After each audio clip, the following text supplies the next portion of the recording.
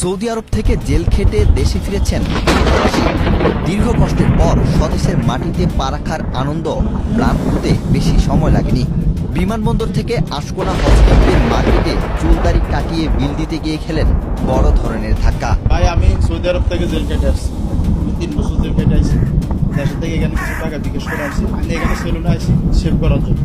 আমি বলছি আরে শেভ করে কালার করে দেন, আমি সর্বোচ্চ মনে করছি 500 টাকা। এখন ওখানে আমার কাছে 4,300 টাকা দাম পড়ছে। সাধারণ চুলদারি কাটার পর তার হাতে ধরিয়ে দেওয়া হয় 4,500 টাকার বিল। পরে দরদাম করে 2,500 টাকায় রফা হয়। এরপরও পকেটে টাকা না থাকায় গ্রাম থেকে স্বজনের মাধ্যমে টাকা এনে সেই বিল পরিশোধ করেন এই প্রবাসী।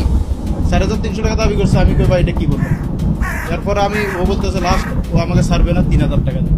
পর আমি 2,500 টাকা দিচ্ছি। আমার লোক আরো 2টা ছেলে আছে, যে এই একজন চলে গেছে, ওর ভাই ওরা নিয়ে গেছে। এর থেকে কত টাকা নিচে জিজ্ঞেস করো। ওর শুধু চুল কাটছে আর শেভ করছে। 2,500 টাকা সার্ভিস আপনি কি পেয়েছিলেন? RICL TMX, যুগের পর যুগ স্থাপনা থাকে মজবুত।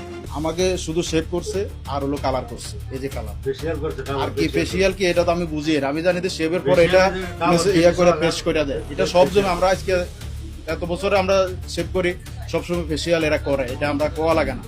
হয়তো আমরা গ্রাম অঞ্চলে 200-300 টাকা দিই, সৌদি আরবে শেভ করলে হয়তো আমরা 20 টাকা 30 টাকা দিই। এখানে আমি সর্বোচ্চ মনে করছি হয়তো 500 টাকা নিবো আমার থেকে, বা আমি আরো 200-100 টাকা দিই। উনি আমাকে বলতেছে 4,300 টাকা। আমি বাংলাদেশ থেকে টাকা বিকাশ করে আনছি 5,000। এখানে আপনার খাওয়া দাওয়া করছি, গেছে 1-2,000 টাকা।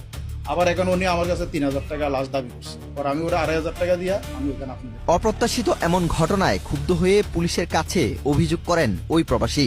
এরপর এই সেলুনে হাজির হন পুলিশ ও গণমাধ্যম কর্মীরা। সরেজমিনে প্রমাণ মিলে এখানে নিম্নমানের পণ্য ও সেবা দিয়েও গ্রাহকদের জিম্মি করে হাতিয়ে নেওয়া হয় হাজার টাকা। 80 টাকা তো ধরেন, 180 টাকা ধরেন, 200 টাকা, 300 টাকা ধরেন। এটা হলো তো আরো 4 টাকা।